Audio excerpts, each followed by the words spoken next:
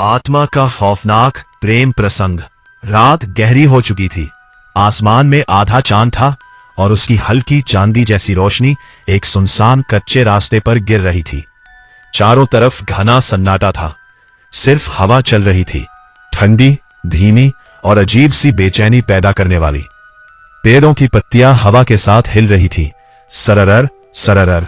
दूर कहीं अंधेरे में एक उल्लू की आवाज गूंजी, हू हू, और उसी के साथ थोड़ी दूर से कुत्तों के रोने की आवाज आने लगी।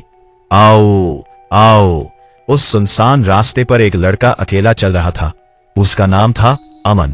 अमन तेज कदमों से अपने गांव की तरफ जा रहा था। उसे इस रास्ते से गुजरना बिल्कुल पसंद नहीं था, क्योंकि गांव के लोग कहते थे कि इस रास्ते पर एक पुरानी हवेली है और उस हवेली में कुछ अजीब होता है। लेकिन आज अमन के पास कोई दूसरा रास्ता नहीं था। रात बढ़ती जा रही थी, हवा और ठंडी हो गई थी। झींगुरों की खिचखिचाहट अब साफ सुनाई देने लगी थी। किर्रा किर्रा किर्रा। अमन के कदमों की आवाज उस सुनसान रास्ते में गूंज रही थी। टप टप टप। चलते चलते अचानक उसकी नजर दूर अंधेरे में पड़ी। वहां एक बहुत बड़ी और बेहद पुरानी हवेली खड़ी थी। चांद की हल्की रोशनी में उसकी टूटी हुई दीवारें और खिड़कियां किसी भूतिया चेहरे की तरह दिखाई दे रही थी। हवेली के चारों तरफ बड़े बड़े पेड़ थे। उनकी टेढ़ी मेढ़ी शाखाएं हवा में हिल रही थी, जैसे किसी को पकड़ने के लिए आगे बढ़ रही हो। हवा का तेज झोंका आया और हवेली का पुराना दरवाजा धीरे धीरे हिलने लगा। Creek creek. अमन का दिल तेज धड़कने लगा। धक धक धक। वह इस हवेली के बारे में बहुत कुछ सुन चुका था। लोग कहते थे कि यहां रात में कोई लड़की रोती है। कोई कहता था कि यहां एक आत्मा भटकती है। लेकिन अमन हमेशा इन बातों को सिर्फ अफवाह समझता था। फिर भी उस रात उस हवेली के सामने खड़े होकर उसे अजीब सा डर महसूस हो रहा था। हवा अचानक और ठंडी हो गई, जैसे किसी ने उसके कंधों को बर्फ से छू लिया हो। और तभी अमन को साफ साफ एक आवाज सुनाई दी, किसी लड़की की धीमी सिसकियां, जैसे कोई बहुत दर्द में रो रहा हो। हू। अमन अचानक रुक गया। उसने चारों तरफ देखा, लेकिन वहां कोई नहीं था। सिर्फ हवेली थी, अंधेरा था और हवा की आवाज। फिर वही सिसकियां, इस बार थोड़ी साफ, जैसे आवाज हवेली के अंदर से आ रही हो। अमन का गला सूख गया। उसने खुद से कहा, शायद कोई मुसीबत में हो। धीरे धीरे वो हवेली की तरफ बढ़ने लगा। जैसे ही वो दरवाजे के पास पहुंचा, हवा का एक तेज झोंका आया। दरवाजा अपने आप थोड़ा और खुल गया। क्री ई ई ईक। अंदर घुप अंधेरा था। धूल की गंध, नमी की बदबू और पुराने पत्थरों की ठंडक। अमन ने डरते डरते अंदर कदम रखा। जमीन पर धूल की मोटी परत थी। हर कदम के साथ धूल उड़ रही थी। टप टप टप। झींगुरों की आवाज अब हवेली के अंदर और तेज सुनाई दे रही थी। किर किर किर। ऊपर की टूटी खिड़की से चांद की हल्की रोशनी अंदर आ रही थी। उस रोशनी में हवेली का अंदरूनी हिस्सा और भी डरावना लग रहा था। टूटी हुई कुर्सियां, दीवारों पर पुराने दाग और हर कोने में मकड़ियों के जाले। अचानक सीढ़ियों की तरफ से एक हल्की सी आहट हुई। अमन की सांस रुक गई। उसने धीरे धीरे सिर उठाकर ऊपर देखा और उसकी आंखें फैल गई। सीढ़ियों के ऊपर एक लड़की खड़ी थी। लंबे काले बाल हवा में धीरे धीरे हिल रहे थे। उसका चेहरा बेहद सुंदर था, लेकिन आंखों में गहरा दुख था। अमन का दिल तेजी से धड़कने लगा। धक धक धक। उसने डरते डरते पूछा, तुम कौन हो?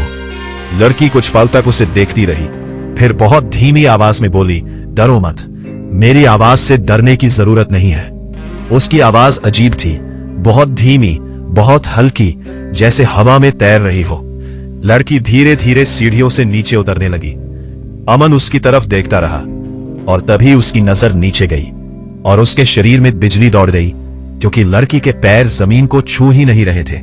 वो हवा में तैर रही थी। अमन का गला सूख गया। उसने पीछे हटने की कोशिश की, लेकिन उसके पैर जैसे जमीन से चिपक गए थे। लड़की अब बिल्कुल उसके सामने थी। उसकी आंखों में अजीब सी चमक थी। उसने धीरे से कहा, मेरा नाम रिया है। अमन कांपती आवाज में बोला, तुम इंसान हो?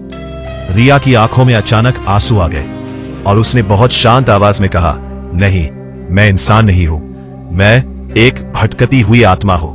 उसी पल हवेली के बाहर तेज हवा चलने लगी। हु खिड़कियां जोर से टकराने लगी। धड़ाम धड़ाम। उल्लू फिर से चिल्लाया। हु कुत्ते रोने लगे। आओ हु। रिया धीरे धीरे अमन के पास आई। उसकी आंखों में दर्द था। उसने कहा, मैं पिछले 100 साल से इस हवेली में भटक रही हूं क्योंकि मेरा प्यार अधूरा रह गया था। अमन की सांसें तेज हो गईं। रिया की आवाज अब और धीमी हो गई थी। 100 साल पहले मैं इस हवेली के मालिक की बेटी थी। मुझे एक गरीब लड़के से प्यार हो गया था। हम दोनों एक दूसरे से बहुत प्यार करते थे, लेकिन मेरे परिवार को यह रिश्ता मंजूर नहीं था। एक रात यही हवेली, यही जगह, मेरे पिता के लोगों ने मेरे प्रेमी को मार डाला। रिया की आंखों से आंसू गिरने लगे और मैं उस दर्द को सह नहीं पाई। मैंने इसी हवेली में अपनी जान दे दी। तभी से मेरी आत्मा यहां भटक रही है। अचानक हवेली के अंदर अजीब आवाज आने लगी, जैसे कोई दीवारों पर नाखून घिस रहा हो। खररररर। हवा अचानक और ठंडी हो गई।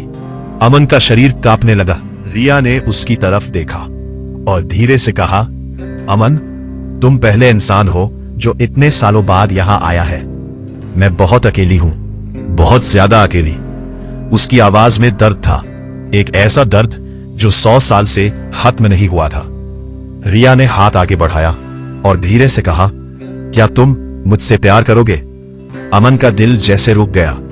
उसने डर कर पीछे हटने की कोशिश की, लेकिन तभी हवेली का दरवाजा अपने आप बंद हो गया।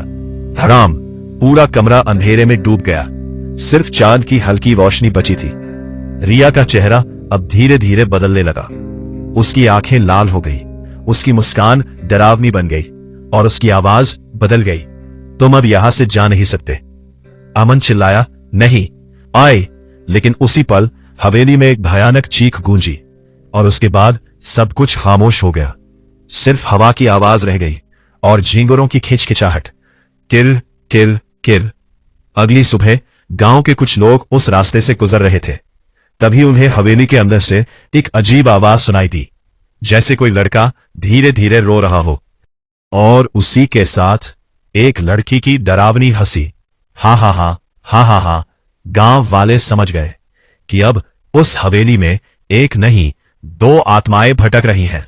और हर रात जब हवा चलती है, जब उल्लू चिल्लाते हैं, जब कुत्ते रोते हैं, तो हवेली के अंदर से 2 आवाजें आती हैं, एक लड़के की और एक लड़की की, अधूरे प्यार की, डरावनी और कभी खत्म न होने वाली कहानी की।